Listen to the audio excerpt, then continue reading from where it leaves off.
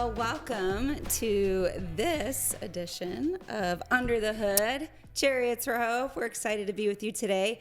My name is Michelle Hurt, and I'm Jason Hurt. We are the co-founders of Chariots for Hope, and today we want to share with you the story of Chariots for Hope. How did we get here? What was the heart and the passion driving Chariots? And so that's what we're going to share with you today as we get under the hood. Yes, stories. That's what this is all about. And so I know Michelle has a story and I have a story. And so we're going to dive right in. We hope that this encourages you. Yes. We are celebrating huge achievement, huge milestone this year, celebrating 10 years of Chariots for Hope. Crazy. And so we thought it'd be a good idea just to kind of sit down and talk a little bit about the story and how we got to Chariots. Where we're at, where we've been, and where we're going. And so before we do that, let's just dive in talking about stories. One of the things that I know me and Michelle love most about ministry is to be able to sit down with ministry leaders and just hear how God's working in and through their ministry and their personal testimonies. And so, Michelle, I know you have one. Yes. You have an amazing testimony, as we all do. And so let's just start there. Just tell us a little bit about your journey and your testimony. Yeah, so I actually grew up in St. Louis, Missouri, and so I grew up in a lovely, loving home, middle-class family in St. Louis, Missouri, and my mom and dad were married 53 years with a brother and sister, and so lived in a great life, grew up in a Christian home. I accepted Jesus when I was 8 years old. Had that whole concept of knowing Jesus and loving Jesus at 8 and got baptized. Quickly, though, I found at 13 boys, 13. alcohol. You didn't waste any time. I didn't waste any time. Sorry, babe. But no, I found attention from boys and then alcohol and drugs. And I was one of those kids back then that had ADD, and ADD back then wasn't as prevalent as it is today. So I struggled with a lot of education, a lot of things in school. But anyway, from 13 to 19, I kind of led this double life. I called myself a Christian. I went to church on Sunday. I went to youth group on Wednesday. This is before cell phones. So mom and dad. Beepers? Did you have a beeper? I didn't have a beeper back then. All right. But yeah, it was just really easy to just be like, hey, mom, I'm sleeping here. I'm going there. There was really no follow through. It was just my word. And so yeah, just kind of gotten engulfed with drugs and alcohol and made some really bad choices. And Labor Day, after I graduated high school, Labor Day 1991, I chose to drink for 12 hours and thought I could drive. Well, that was a big mistake. And I got into a really life-threatening car accident. And I should not be here today, but by the grace of God, He saved me. Amen. I do have a permanent scar and to my hand. So we joke in the family, and I tell the kids, and Jason and I kind of giggle about it, but yeah, I have this like claw with my hand. My fingers don't bend all the way. So I'm reminded daily of my addiction and what it does. It pretty much almost took my life. So January 1992, my parents, after being kicked out of the house and couch hopping and all those things, my life got worse, and then entered rehab in January 17th, 1992. And I thought I would do this 30-day stint in the program, and I lost 2 friends 2 weeks into it. And that's kind of my come to Jesus moment. I thought, wait a minute, God has bigger plans for me. I better take this program seriously, the 12-step program. And so, January 17th, 1992 was the last day that I drank, and today... That's just recently you celebrated. Just recently, I celebrated 32 years sobriety. Yeah, that's impressive. I truly believe that Jesus has completely healed me. He's taken that addiction away. Amen. And so that's kind of the backstory of me. By the grace of God, after a horrible relationship for 3 years, I waited patiently as I was single for 2 years, and lo and behold, I meet this gorgeous, tall drink of water sitting next to me. Oh, wow, I don't know what to say. Thank you. At a wedding, at all places, I thought you were about to say someone else before me. No. I met Jason in 1997, 96, something like that. When's our anniversary? Well, October 16th, 1998. All right, just checking. Are you really? You're going to ask me that question? Yeah, because I'm anyway, smart. This dude. I ask you before you ask me. This dude, we fell in love fast. 3 months later, we were engaged. 9 months later, we were married. And this last year, we celebrated 25 years of marriage. Thank you, Jesus. 25. Come Let's go. Has it been easy? Of course not. Would I want to have it with anybody else? Absolutely not. So in that marriage, we have 2 beautiful children. Riley, she's 20, and Gavin's 15. And we have the cutest puppy in the entire world, Harley David. He's 3 years old. So that's kind of my little story. And then during that time, I became a corporate stay-at-home wife as Jason climbed the corporate ladder in his journey. And so we can kind of talk about how we got to Chariots in a little bit and Omaha, but I guess now I'm going to turn it back to you. Yeah. Oh, wow. It's quite a story. I know that I've lived it. I've experienced it. And I'm super proud of you. That's your story and the battles and the challenges that you went through have impacted many people that we've served and a lot of people in your family and friends. And so that's impressive, babe. Thank you. Yeah, like you, I have a story too. So for me, it's definitely doesn't involve drugs and alcohol, but I grew up like Michelle. I grew up in a very loving and amazing family, Christian, Christ-centered family. My dad was very successful in the business world. He was a CEO of a bank, and so that's just what I wanted to do. I just kind of lived under that and wanted to become a very successful businessman like my dad. So I worked extremely hard to do that, and ended up just really becoming my idol, becoming my God, becoming my addiction was success and climbing up the corporate ladder. And so right after college, that's what I did. I focused. I actually went to Chicago and was able to work with the White Sox, which was super cool, and worked with them for a while, and actually was part of the Washington Bullets, those NBA fans out there. You're dating yourself, by the way. Who knew the Bullets when they were the Bullets. I was part of that team that helped create a new name for the Bullets, which is now the Washington Wizards. So anyway, just was really in the sports world. That's what I wanted to do. I wanted to become Jerry Maguire, one of my favorite movies ever. I wanted to become a sports agent, so I went to school, got my sports administration degree. And then after college, I started working in the sports world.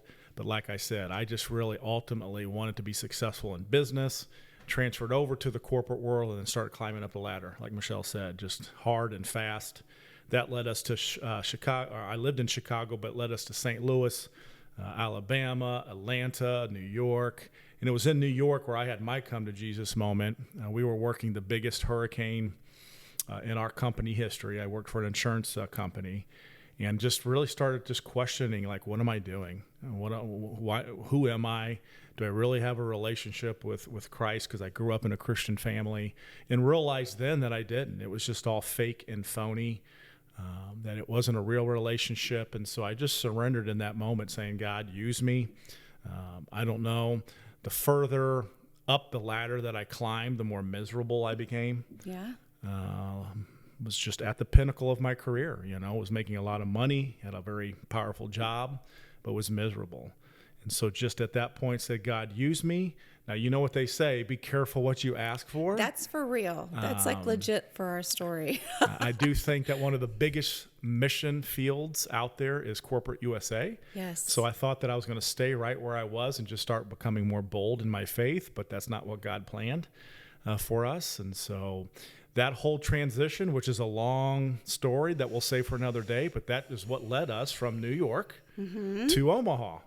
And Omaha. Wow. Yeah, Omaha. So back to the middle of the country. When I came to you and asked you in New York, Right, we're living our best life, right? I mean, we really were. We really were. I was stay-at-home mom. I got to be home with the kids, finding my identity too as a corporate stay-at-home wife, and doing all the things, the PTO things, and working out every day, and just all the blessings that come along with staying home. But actually, probably one of the hardest things to do was staying home, trying to find my identity in Michelle and not just Jason's wife or Riley and Gavin's mom. So that was a transition for me too. But but when I came to you and said, that, hey, look, I think God's calling us, right? This newfound faith. I was excited. I was ready to serve Him. I was all in at that point. And Michelle was still trying to kind of grasp that because she I thought I married a Christian. Yeah, I was a little peeved. I was a little annoyed. But it was just like I said, it was for show. It was almost my parents are Christian, so I am. I grew up in a Christian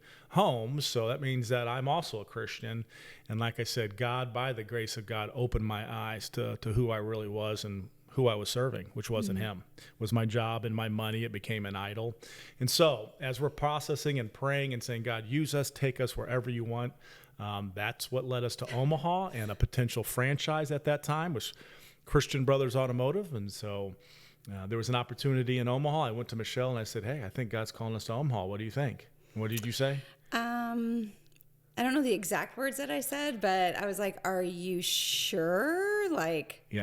Omaha? Well, actually, it was more of, did you just say an automotive shop? Like cars, turning wrenches, you can't change oil. I don't know how to change a tire. How are you supposed to run an automotive shop kind of thing? What I remember is she looked at me and said, Omaha, never. She said, I am not going to Omaha. Well, I mean, because I thought it was corn. I really did. I was really clueless. But there's corn here. But there's also corn here. So anyway, we come here. Actually, I remember flying down here. We're in the thick of Hurricane Sandy, which I was responsible for. We were the largest insurance company in New York, responsible to manage that hurricane. And so I broke free for literally a day or two, came to Omaha. We walked the grounds. It was awesome. When Christian Brothers said that if you want to get into this franchise business with us, we have one opportunity. It's in Omaha. That wasn't going to take 2 years. That wasn't going to take 2 years, because normally the process with Christian Brothers is 2 years. I didn't want to wait, right? It's on my own time, not God's. But fortunately, there was someone that purchased the franchise that backed out. Yeah. Right in the middle. And so there was only 6 months left of the process. So we're like, oh, okay, now it's only 6 months instead of a 2-year process.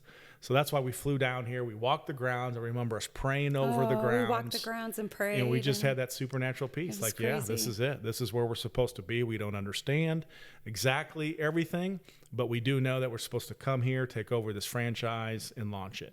So that's what led us to Omaha. That's 2014 or 13? 13. So we said yes, April 2013 is when you left the corporate job. Yep. We moved to Omaha June 2013, and then we had a 6 months period. Sabbatical, we call it.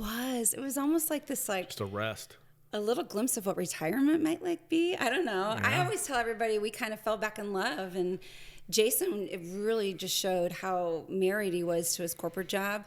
Not that he wasn't present in our home, but he really was so consumed with his role and his title, and he should be. It was a very, very big role in New York. So anyway, we got here. Our doors opened. December 2013. We didn't know a soul here, okay? Yeah, a soul. nobody. Here we are. The franchise is not even known in the state of Nebraska. It's huge in the South, but we opened the doors, and I remember sitting down with some local. We immediately got connected. I did with CBMC. Was able to connect with some godly men, but even they were like, "What are you doing? An automotive shop? This is a good old boy system. I'm not sure you're going to survive here." Yeah. And so that was very, a really high end. That was very shop. encouraging right out the gate. Yeah. So. CBMC guys, you know who you are. Appreciate it. But no, they spoke truth. They were just trying to be encouraging but truthful. So anyway, we get here, Christian Brothers, and so we're like, we're in. This is exactly what God has us to do. And so we just hit the ground running hard. We were in the networking world. We started going out, getting plugged into certain networking groups and promoting Christian Brothers. And that promoting was fun. Oil changes. I was just trying to get everybody in the door. Yeah. Just experience Christian Brothers, right? It was just oil changes, brake jobs. $19.99. You can get an oil change. Come on. Just come in and talk to Jason and Michelle. Yeah, it was. And this remind you, I had not worked in almost 14 years, almost 13 years. You did work. It was just a different kind of work. But being out marketing a business, never.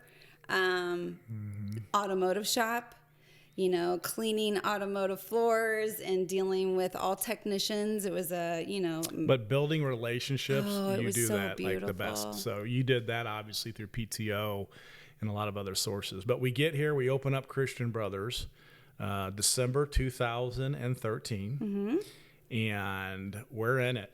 We're in it. Yes, it's hard. We've built some relationships. Customers are coming in through, coming through our doors. I remember the first one. I think we actually threw a celebration. Yeah. We took a we picture. We threw a party. We actually have a customer. Okay, this is awesome. It's really happening. So coming through our doors, we're seeing some good growth. We're seeing some momentum right out the gate from the fruit of networking the last 6 months, and so that was encouraging.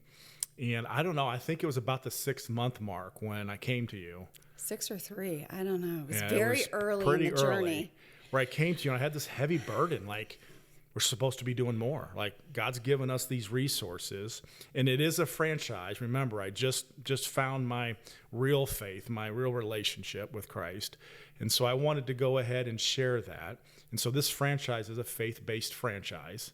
And so we started, we were excited that we were able to go ahead and obviously put my business skills to work, but share the gospel. It was great. And so right immediately, like you said, 3-6 months into it, man, we're supposed to do more. God's given us these resources. I think we're supposed to use these resources in a bigger way.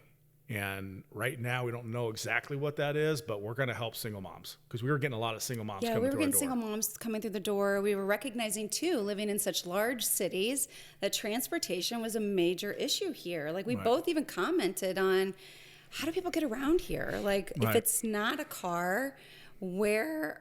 The bus system here is nothing like in Atlanta, nothing like in New York. Very difficult. And so Jason said, how can we love people, serve the community, and then show the love of Christ in this community? And I'm just time out there, Slick, or, I know it's your face. You don't like my Slick. Time out, Jason, time out. We don't know a soul here. We just opened a for-profit business, and now you want to help serve the community. And I kind of thought you were a little crazy. Yeah, so I know. But we did it. People were coming through, and we were definitely helping folks that came in, realize that there was more damage to their car than they thought. And so we were helping them with repairs, single moms. Yeah. Okay, it was a ministry on the side. And so that absolutely started to grow within our hearts. We started really feeling the call of ministry and maybe doing this more than just on the side as a side hustle. And so I would say probably just a few months after that initial, we're supposed to do more, that we really is this something that we're supposed to do full time? And we wrestled with that at that point. We went back and forth and we prayed and we sought godly counsel. And we were never, for at least a year, after that moment, we were never at complete peace together. Never. And so we knew that until our God is not a God of confusion. And so if there's confusion in the decision, then he's not in it. And Correct. So we just sat, and there were times where I was very peaceful and knew that, we're supposed to do this. And then there was times you were, but never together for that first or for that next 12 months. Correct. And then we got to the point where, we both got to the point where this is it. We're both at peace. We are supposed to walk away. Didn't make sense. It didn't make sense. And at this point, we dubbed it Chariots for Hope. You had gotten the 501c3. We had a logo.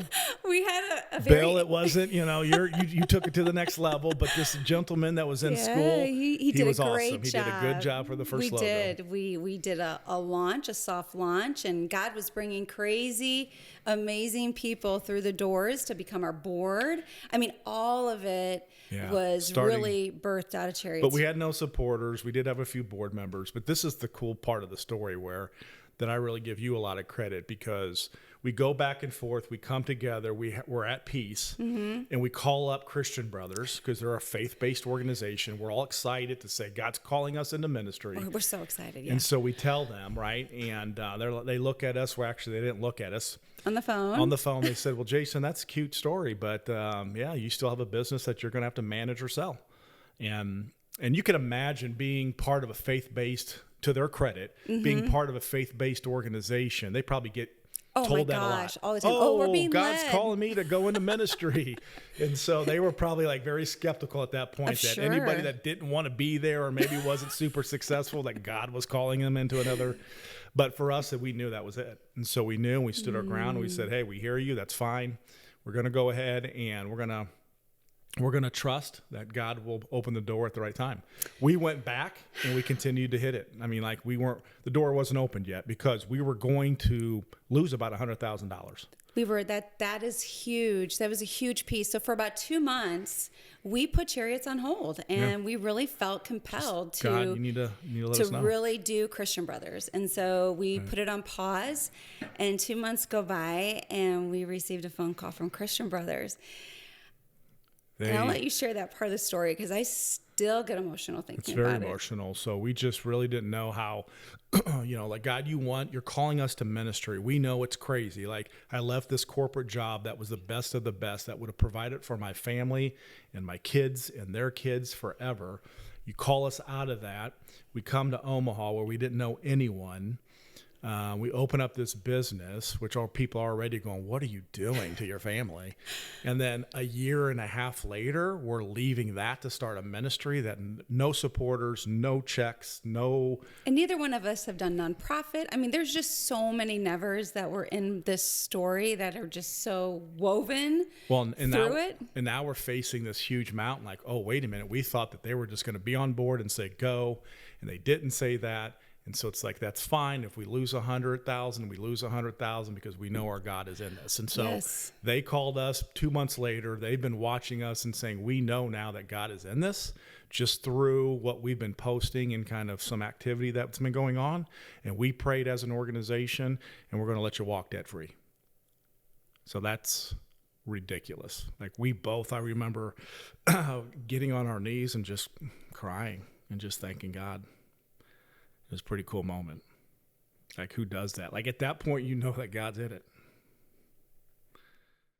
Thank you so much for listening to the Under the Hood podcast. We just wanted to take a quick second to communicate something that is at the heart and center of our organization, and that is the gospel of Jesus. We are a ministry before we are a business, organization, nonprofit, everything. We remove transportation barriers to demonstrate God's love. And God's love to us is that while we were all sinners, all of us, every single one of us, born into sin, desperate in need of a Savior, God sent His only Son because He so loved the world. That means me. That means you listening to this podcast and everybody else as well. If you've sensed that there's something missing in your life, and I know that I have, and we all at Chariots for Hope know that we have as well, we encourage you, get to know who Jesus is. Not just as this religious figure that maybe a lot of people have communicated to you over time that He might be, but really as a father, a friend, and a Savior ultimately. Salvation costs nothing. Jesus is for you. He wants a relationship with you, and He wants to start today. If you have questions or if you want to know more, if you're interested even a little bit, we would like for you to reach out to us. Thanks for listening to me for a second. Now back to the podcast.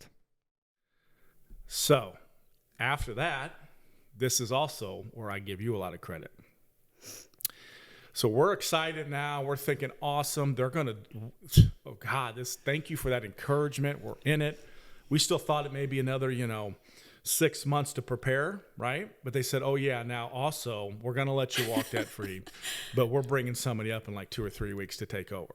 So basically saying you're not going to have a job in 2 or 3 weeks. Yeah. So there's, absolutely, we appreciate it. But like all of a sudden, then it was my Peter moment, right? Where you're in the boat, you're looking at Jesus, we're getting out, we're stepping out now, Lord, thank you. And then when I hear that, oh, you're not going to have a paycheck in 2 or 3 weeks, I look down at the water instead of from Jesus. And it's like, whoa. But we were all in. We were in and we were doing it, but started getting nervous. And it's like, okay, so what did I do? I immediately go out going, okay, until God, you give us and provide through Chariots, I'm going to go out and get a job. Okay. not a bad idea. But that's not what God called us to do. He called us to be all in, to walk. Yeah. And so as I'm out there doing that, it's like we're not getting any money coming in. There's a lot of stress. There's a lot of anxiety. And I remember you coming to me going, God just pulled us and gave us an opportunity and opened up a door for us to walk from Christian Brothers debt free. And now you're trying to walk right back into another career. It's a lack of faith. Smack right across the face. And really God spoke to me through you. And it's like, yeah, like I'm trying to take control again. I'm trying to serve the idol that I've been serving for so many years, which is money and success and just, and it's a good thing, right? Coming from just, I would say, from a fleshly perspective, but that's not what God called us to do. He called us to walk out and that he would provide and that we're all in this ministry. And so I quit that job that day. You did. Came back. And long story short, we didn't collect a paycheck for 2 years, but God provided. It was the most frightening, but yet the most freeing thing as just us as a couple and drawing closer together, drawing closer to Christ. Our kids were young, but our daughter was old enough to understand what was going on. What a witness it was to Riley. Our family was freaking out. We were told we were crazy from by a lot of people. A lot of naysayers didn't believe. Jason lost his mind, corporate to franchise to Jesus nonprofit. Freak. Yeah, Jesus. I will tell you, though, that this was truly an act of obedience on our side and for us and our story, because we felt that if we weren't obedient, that there might have been consequences on the other side. Sure, we were more fearful of not being obedient in that moment. And I do believe God honored that. And so, here we are. I'm back in. You're back in. No, we're not collecting a paycheck, but God is providing. And one of the ways that he told us, really felt compelled to do is to write a missionary letter that, hey, let people know, your friends and your family, that God's calling you into this ministry. So I got really excited about that, going, yeah, I'm excited to share. I'm excited to bring some people within this journey. And so we did that, wrote a letter, just poured our heart out. Like, man, it was tough, but it's like poured our heart out. Talk about really stripping this guy's pride and ego, and because people would come to us and ask for money. Yeah, and now the card flipped, and now we're asking people to support us. It's very hard to get to that point to write that letter because of pride and humility, but that was a one method that God did strip me of that, that got me into a posture of humility. And so we're there and we send it out. We're like, okay, awesome, this is great. I got bills coming up. This is gonna be awesome.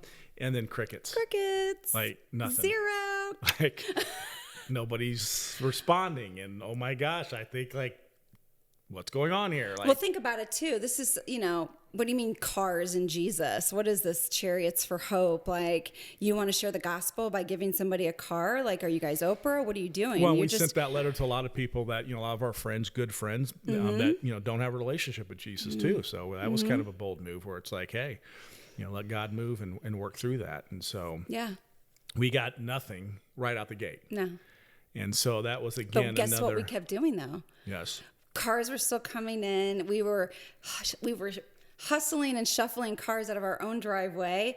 At the time, there were 9 cars in our driveway. We were detailing them. I mean, he and I were still blessing people and providing transportation, just trusting. Yeah. And I did, again, God, it's so that Romans verse that in all things God works together for their good. So for all those years, yes, I was serving an idol and it was money and that was my God. And so we were able to establish a savings. And so, how we basically were able to provide for some of those 2 years was our savings.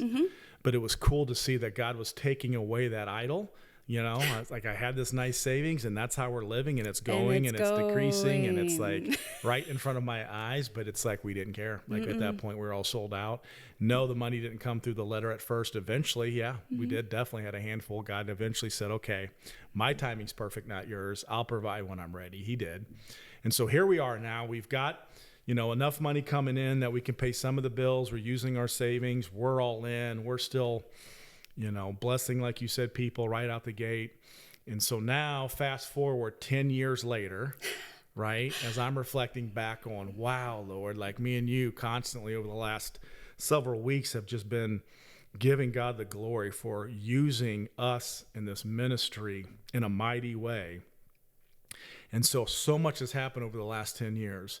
I was just starting to get ready for the annual report and just looking at some numbers. And I'm like, we've been able to serve almost 4,000 people through one of our programs and services, right? Amazing. Crazy. Gospel seeds, the most important thing. We've been able to share the gospel and demonstrate God's love to almost 3,800 people, right? Rich.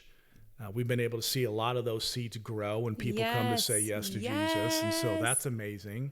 We've been able to go ahead and award over 600 people with an automobile that has absolutely catapulted them to the next level in life and being able to sustain it and provide for their family.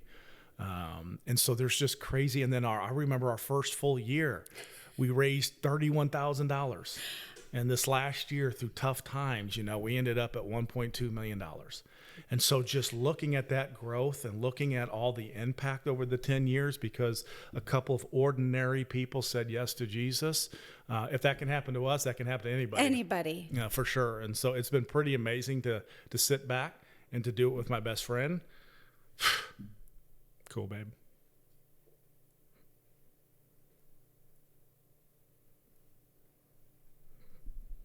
So, just thank God for what he's done. So going forward, when you look back, not going forward yet, but when you reflect back, right, you're seeing some of the numbers, and there's so many more to rejoice and celebrate. But the numbers are great, but to get a little bit more deeper and personal, like, I'll ask you, like, as you reflect back on the last 10 years, what comes to mind? It's the stories. I'm trying to get myself together. Thanks a lot, Jason. Everybody knows me. I'm a crier. No, I wasn't until I got into ministry. I know it really does wreck you. Okay. Just get ready when you say yes, how God can use you. So anyway, the stories, it's the stories. It's the people we serve. It is the community partners, the donors, the volunteers, like, it doesn't matter at what capacity. I mean, everybody we talk about has a story. And we are so blessed to be, able to be a part of this story for the people we serve, for our community partners, our donors, but by far it's the women and the men that we serve and the families that the lives change. Yes, people say, oh my gosh, Michelle, it's just a car. It is so much more when you get to witness a mom getting their kids back or reunifying with their family, the reunification and the restoration, and just the confidence and the freedom that car can give that mom. And then when you see somebody that we blessed 7-8 years ago, they're smashing it today. They are this strong woman with a great job, that have their children, that bought a house, that got a new car, it is endless when I tell you the stories. And as somebody out in the community and community development and all those kinds of things, that for me is really truly the secret sauce to Chariots for Hope. It's the stories, and it goes just deeper than the people we serve. 100%. The stories are what motivates us. And you look at the recipients, and God has blessed us to serve some amazing men and women in this ministry. And then I look on the other side too, and there's been some donors that have been with us from day one. Donors, volunteers, supporters, community partners. And I just remember, a big part of our story is living paycheck to paycheck. Yes, God, I just shared some numbers God has provided, but as we've grown and we've grown our budget, our expenses have grown. And so it's always been kind of a battle to go out there and fight for funds. And so to have individuals come alongside us and step up and have ministered to us it's been through their huge. giving and their generous hearts, and who you are. Wow. Like that's touched me to be able to sit there and say, because I remember when I was serving, my little God money, I would have never done that. Like never. And so to see people on the other side going, hey, look, we want to invest in the kingdom through hard work and through what God's blessed us. has ministered, I know, to both of it's us. huge. And so just so many amazing stories and impact on both sides, the people we serve and the people that are supporting us. Chariots, and so it's been pretty wonderful. As we reflect and as we move forward now, the next 10, right? So we're going to trust that there's a next 10, but we don't know. I mean, God's in control. But I will say this, talking a little bit about just moving forward in the future, God has provided some big visions and some big plans for Chariots. I will say this right now in 24, we want to celebrate. We want to celebrate 10 years. We want to celebrate the amazing people that we get to serve, the amazing partners and the volunteers. We're going to staff. Oh, my Lanta, the staff. By far, and again, I think it's part of the process. We've had some amazing people work for us. But incredible. We just have a unity and a staff right now that we wouldn't be here without them. No, no way possible could we do it without them. Yep. Just to let everybody know, every single Monday morning we are together, round tabling. There's so much power on those Monday mornings as we really come to Christ, and we spend 45 minutes in prayer as a team. And for those who don't know that, donors, community partners, recipients, I mean, we are lifting everybody up that is helping run this machine and coming together with a staff that is unified. There's nothing like it. Yeah. And I'm just so grateful for that. And so, they're all in for, we talk about year 10, and this is a big year. We never thought we would even get to this. Year. And so huge celebration, to have them along our side at this year is just incredible. Yeah, it's pretty special. So it's going to be a fun year. We're going to really highlight throughout the year. We'll go deep into some visions for the next 10 throughout the year. But, overall, this is what I'm excited about. We've got kind of two big things that God's laid on our heart. We'll just see if he continues to open up the door. But, we've built this affiliate program, right, that allows us to take this ministry into other cities. Yes. There's so many other cities that don't have this type of ministry. Correct. And transportation is huge. And so we're excited about that, the model that God's laid out. And so we're trusting and praying into that there's going to be some growth on that end. And then also we're talking about a shuttle program. And so we've been talking about that, but that's definitely something that God has not taken off the table. No. Kind of like an Uber for nonprofits. And so I think there could be a lot of ministry that can be done through that type of program. But right now for 24, we've got 6 amazing programs. We're not planning on touching or adding. We're just planning on building up and developing them and making them even more valuable to the Omaha community and the other communities that we serve, Lincoln. And so we do have our first affiliate program that's now been a year and a half across Wisconsin. Whoop, whoop. We're talking about separating Omaha and Lincoln. So there's great vision and great plans for Omaha that I know I'm excited, you're excited about. Very. We'll get into more details later, but we will say this, that at the end of the day, God's in control. Whether God decides to shut us down in 6 months or let us operate for another 10, we serve him. Amen. And so we follow him. And so it's been tough. I will say this as we kind of bring this to a close. That even though that God is growing this, we have a lot of needs, more than we've ever have been facing since this ministry. And so, if it is on your heart and you connect with this mission, now is the time that we need you more than ever. Yes. We're entering into a time that there's certainly folks out there that are faith-friendly and some foundations and a lot of individuals, and that's amazing. But we're seeing more and more that it's tough to raise funds if you don't compromise Christ. And we will not compromise Christ. Never have, never will. If, I would rather shut my doors down tomorrow than take Jesus out of this mission.